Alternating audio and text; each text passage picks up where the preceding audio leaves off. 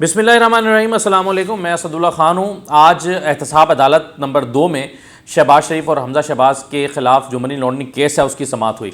आज शहबाज शरीफ साहब ने मौके पर चौका मारा, मौके का फ़ायदा उठाया और 25 मिनट की तकरीर कर डाली।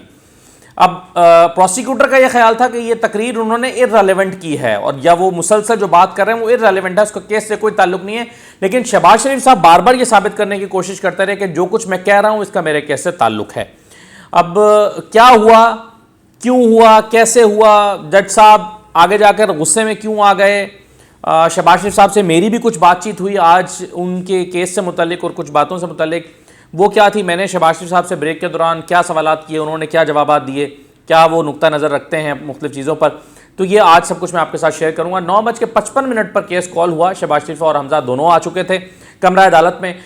जब केस कॉल हुआ तो शहबाज शरीफ साहब उठकर जो है वो रोस्ट्रम पर आए और उन्होंने कहा कि मेरे वकील अभी नहीं आए लेकिन मैंने आपसे बड़ी ज़रूरी बात करनी है। अब शहबाज शरीफ साहब इस अदालत में जो आशियाना केस है या रमज़ान शुगर मिल केस है जो अमजद नज़ीर चौधरी साहब के पास है, जस्टिस अमजद नज़ीर चौधरी साहब के पास, उसमें शहबाज शरीफ साहब कभी भी नहीं कहते कि मैंने कोई बात करनी है, वहाँ पर वो थोड़ा रेलेवेंट रहते हैं। लेकिन इस अदालत में मैंने देखा है कि जितनी मरतबा भी हर समाअत पर वो कुछ ना कुछ 5 मिनट 10 मिनट 8 मिनट कुछ ना कुछ बोलते हैं, लेकिन आज तो 25 मिनट बोले।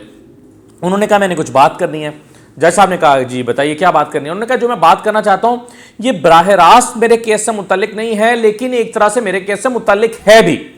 उन्होंने कहा कि जनाब मेरे ऊपर बेशुमार इल्जामात पाकिस्तान में लगाए गए, करप्शन के इल्जामात लगाए गए, मनी लॉन्ड्रिंग के इल्जामात लगाए गए, टीटीओ के इल्जामात लगाए गए, किक बैक्स के इल्जामात लगाए गए और इस जैसे बेशुमार घिनौने इल्जामात लगाए गए। और उन्होंने कहा कि बिल्कुल ऐसे ही मेरे खिलाफ इल्जामात जो हैं वो डेली मेल ने भी लगाए और डेली मेल के खिलाफ जो है वो मैं चला गया लंदन की अदालत में, लंदन हाई कोर्ट में, बरतानिया की अदालत में, तो वहाँ पर मैंने केस कर दिया। उसकी 5 फरवरी को समाअत हुई है। तो उन्होंने कहा कि जब उसमें समाअत हुई है तो उस समाअत में वाज़े तौर पर डेली मेल के वकील ने कह दिया है कि इन पर मनी लॉन्ड्रिंग का इल्ज़ाम नहीं है, साबित नहीं हो सका, हमारे पास इनका कोई सबूत नहीं है। तो उन्होंने कहा कि जज जो थे मैथ्यूज़, उन्होंने कहा कि क्या ये तो वाज़े है कि आपने इल्ज़ामात लगाया शहबाज शरीफ के ऊपर मनी लॉन्ड्रिंग के, तो क्या आपके पास कोई सबूत हैं? तो शहबाज शरीफ साहब ने कहा कि डेली मेल के वकील ने कहा कि नहीं, इनके पास कोई सबूत नहीं है। अब शहबाज शरीफ साहब ने कहा कि मैं आपको रेलेवेंस साबित करता हूं कि क्या है। उन्होंने कहा कि ये बहुत रेलेवेंट है पॉइंट जो मैं रेज कर रहा हूं, बार बार वो कह रहे थे। उन्होंने कहा कि बुनियादी तौर पर डेली मेल को असिस्ट किया है मौजूदा हुकूमत ने। उन्होंने कहा कि जी मैं किसी शख्स का नाम नहीं लेता क्योंकि ये फिर आप कहेंगे सियासी गुफ्तगू हो रही है, मैं नाम किसी का नहीं लेता, लेकिन मौजूदा हुकूमत के जो हायब्स हैं उनका वाज़ेह तौर पर इशारा शहजाद अकबर की तरफ था। उन्होंने कहा कि 58 वॉल्यूम्स हैं, हज़ारों सफ़ात हैं, ये सारा डॉक्यूमेंट जो है वो यहाँ से ब्रीफ केस भर भर के डेली मेल को भेजे गए, उनको असिस्ट किया गया ताकि बरतानिया की अदालत में वो मेरे खिलाफ मनी लॉन्ड्रिंग साबित करें। लेकिन इसके बावजूद वहाँ पर कहा गया कि शहबाज शरीफ के खिलाफ मनी लॉन्ड्रिंग के हमारे पास सबूत नहीं है। तो शहबाज शरीफ साहब ने पॉइंट ये एस्टैब्लिश करने की कोशिश की आज अदालत में कि देखिए जो केस मेरे खिलाफ यहाँ है, जिन डॉक्यूमेंट्स की बुनियाद पर यहाँ केस लड़ा जा रहा है, उन्हीं डॉक्यूमेंट्स की बुनियाद पर लंदन में केस लड़ा गया है। तो जब लंदन में कह दिया गया है कि मैंने मनी लॉन्ड्रिंग नहीं की, तो ये यहाँ पर भी साबित हो जाता है कि मैंने मनी लॉन्ड्रिंग नहीं की। ये पॉइंट उन्होंने एस्टैब्लिश करने की कोशिश 3-4 मरतबा की, लेकिन हर मरतबा जज साहब ने कहा कि क्या लंदन की अदालत से कोई वर्डिक्ट आ गया है। उनका जी पहले हियरिंग में जो है वो बहुत सारी चीज़ें सामने आ गई हैं। तो उन्होंने कहा कि आप हमें रिटर्न दें, उसकी मुसद्दिका कॉपी ला के दें, दरख्वास्त फाइल करें, उसके साथ डॉक्यूमेंट लगाएं, हम उसका जायज़ा ले लेंगे, लेकिन ज़ुबानी बातों पर तो हम कुछ नहीं कह सकते। और फिर जज साहब ने कहा, जवादुल हसन साहब ने, कि अभी तो ऐसा लगता है कि प्रिलिमिनरी सी कोई चीज़ हुई है, इब्तदाई नौयत की वहाँ पर बातचीत हुई है, आप कह रहे हैं कि वर्डिक्ट आ गया है। अगर कोई वर्डिक्ट आया है तो आप हमें दिखाएं, उसकी मुसद्दिका कॉपी लेकर आएँ। शहबाज साहब ने कहा कि जैसे ही उसकी मुसद्दिका कॉपी आएगी वो मैं अब यहाँ अदालत में शेयर कर दूंगा। तो जज साहब ने कहा कि आप एक दरख्वास्त दायर करें कि जी मुझे अंग्रेज़ की अदालत में सुरखरू कर दिया गया है, मैं वहाँ से बरी हो गया हूँ, और उसकी कॉपी डिसीजन की वर्डिक्ट के साथ लगा दें, मैं उसका जायज़ा लेके फैसला सुना दूंगा। तो आप मगर ज़ुबानी कलामी बात कर रहे हैं तो मैं क्या कर सकता हूँ आपके लिए। फिर जज साहब ने एक मौके पर यह भी पूछा कि क्या उस कोर्ट में नैब पार्टी है। शहबाज शरीफ साहब ने कहा नहीं जी वहां नैब पार्टी नहीं है। तो जज साहब ने कहा फिर यहां तो मेरे सामने नैब पार्टी है, तो आप उसको यहां से कैसे रिलेट कर रहे हैं, मैंने तो इस पार्टी के मुतालिक केस को सुनना है।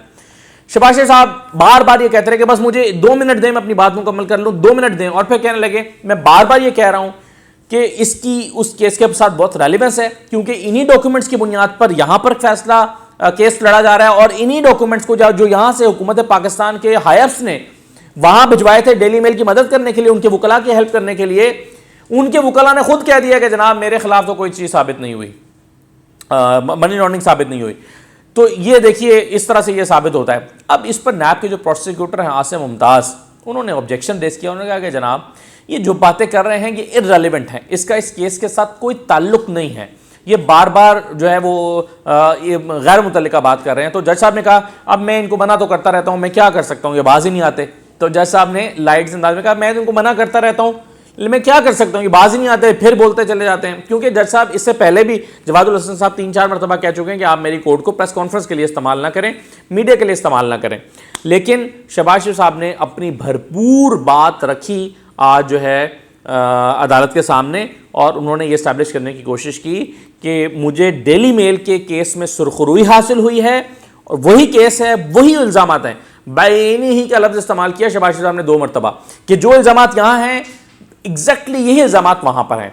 अब अता तारड़ साहब ने थोड़ी सी मुआवनत की अदालत की, और कहा, एक पॉइंट और दिया, उन्होंने कहा कि जनाब अगर गैर मुल्की कोर्ट से कोई फैसला आपके हक में आता है तो उसकी एक वैल्यू होती है, उसको एक वैल्यू के तौर पर आप अपने केस में साथ अटैच किया जा सकता है। तो फिर अदालत ने कहा कि जी ठीक है, अगर किया जा सकता है तो आप ले आएँ, वर्डिक्ट ले आएँ और आप उसको कर दें। फिर जब कार्रवाई शुरू हो गई, थोड़ी देर के बाद अमजद परवेज़ आ गए, गवाहान की जरा हुई, मुश्ताक चीनी का रिकॉर्ड आज पेश हो गया, वो मैं आपको उसके बारे में बाद में बताता हूँ। लेकिन जब ब्रेक हुई 11:30 बजे, तो 11:30 से 12 के दरमियान ब्रेक में फिर रश थोड़ा छट जाता है। बहुत सारे लोग जो आए होते हैं सेल्फियाँ वगैरह बनाने के लिए, तस्वीरें लेने के लिए, वो बाहर चले गए। तो जो है वो कुछ मौका था, मैं शहबाज शरीफ साहब से मेरी मुलाकात हुई, पहले भी अगरचे 2-3 मरतबा उनसे मेरी बातचीत मुख्तसरन हुई है, लेकिन आज निस्बतन ज़्यादा थोड़ी बातचीत हुई। मैंने उनसे पूछा कि आज आपने जो गुफ्तगू की है, क्या आप जो है इसको एक दरख्वास्त के तौर पर फ़ाइल करने का इरादा रखते हैं, आप यानी दरख्वास्त फ़ाइल करेंगे डेली मेल के को बुनियाद बनाकर, उनके पहली हेयरिंग को बुनियाद बनाकर?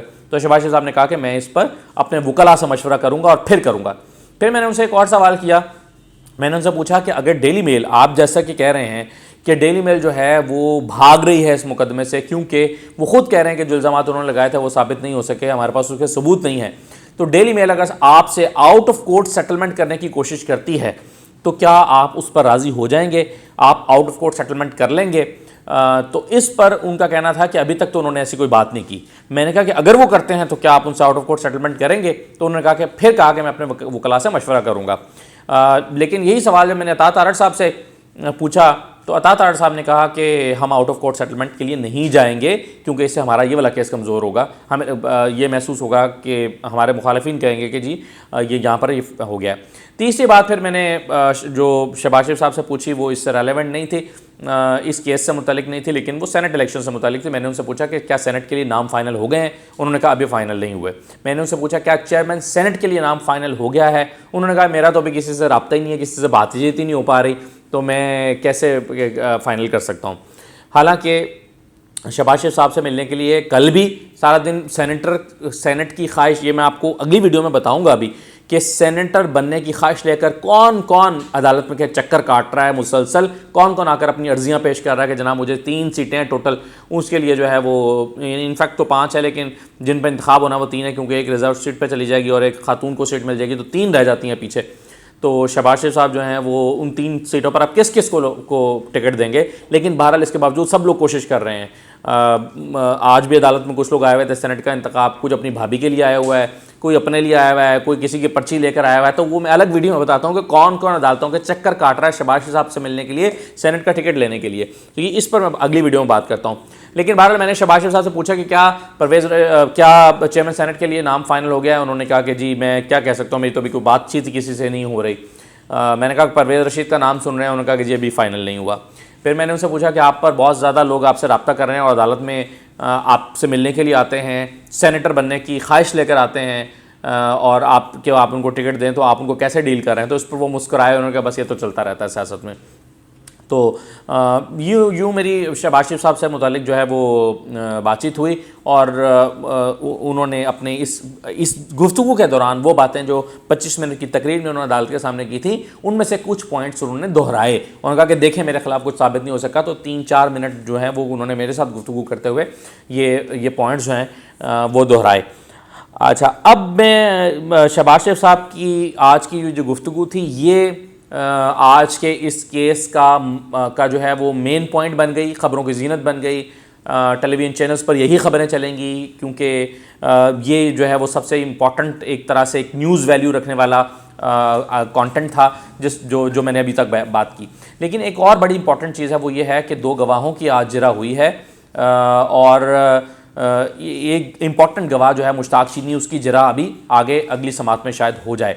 मुश्ताक चीनी का रिकॉर्ड पेश करने वाले जो ऑफिसर थे उनके साथ आज जिरा हुई है। जो मुश्ताक चीनी का रिकॉर्ड लेकर आए थे उनका नाम था आमिर रियाज, इनलैंड रेवेन्यू ऑफिसर हैं ये।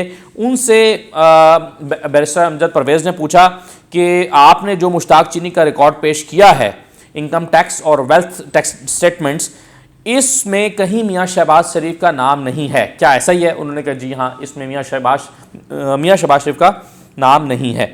फिर एक और हारून यूसुफ के मुतालिक जो है वो सैयद जाहिद हुसैन एक गवाह पेश हुए थे।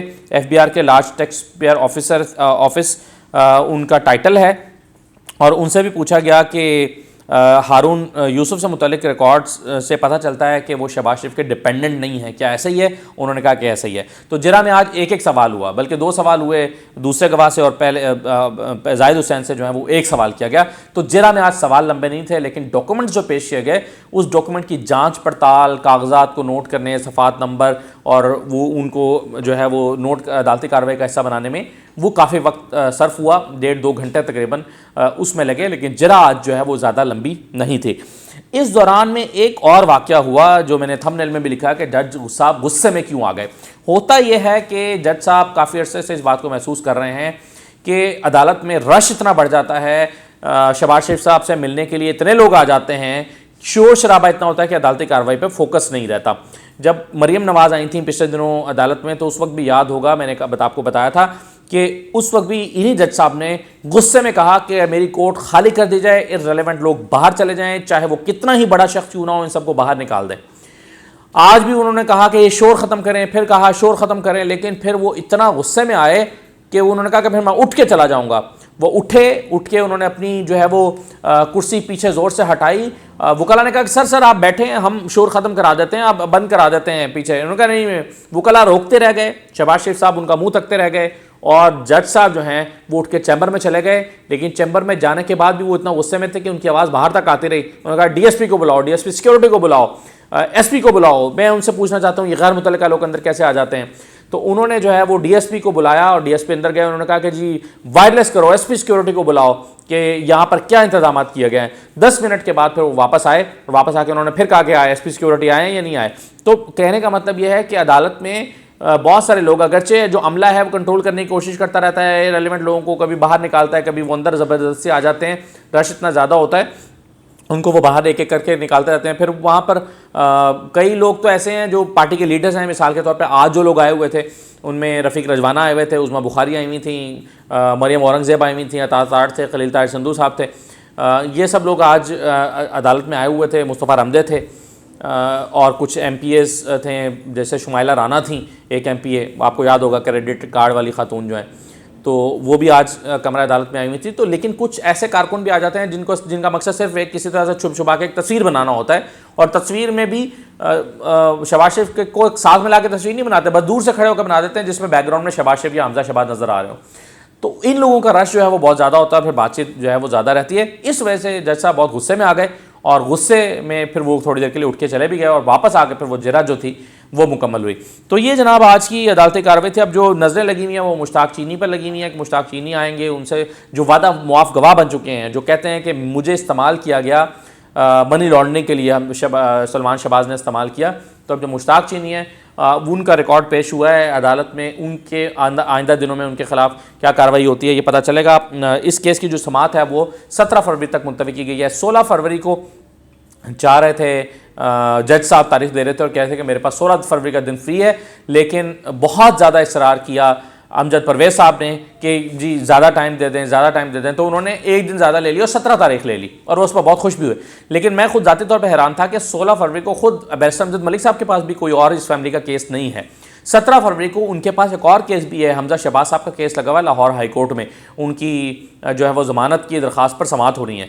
तो उस दिन वो बैरिस्टर अमजद परवेज़ जो हैं वो ऑक्यूपाई होंगे दूसरी अदालत में भी, तो वो यहाँ पर डेट लेकर शायद वो इसमें पेश ना होंगे और कहेंगे कि जी मैं चूँकि वहाँ पर बिजी हूँ इसलिए इसको मुख्तसर कर दें। ये उनकी स्ट्रैटेजी है ताकि उस दिन ज़्यादा काम ना हो सके, ये स्ट्रैटेजी है या आई डोंट नो क्या स्ट्रैटेजी है। लेकिन उन्होंने 16 के बजाय 17 तारीख ली। 17 को हालांकि उनका एक और केस भी लगा हुआ है, 16 को उनका कोई और केस नहीं है। लेकिन बहरहाल 17 फरवरी को इस केस की समाअत होगी। इजाज़त दीजिए, अल्लाह हाफ़िज़।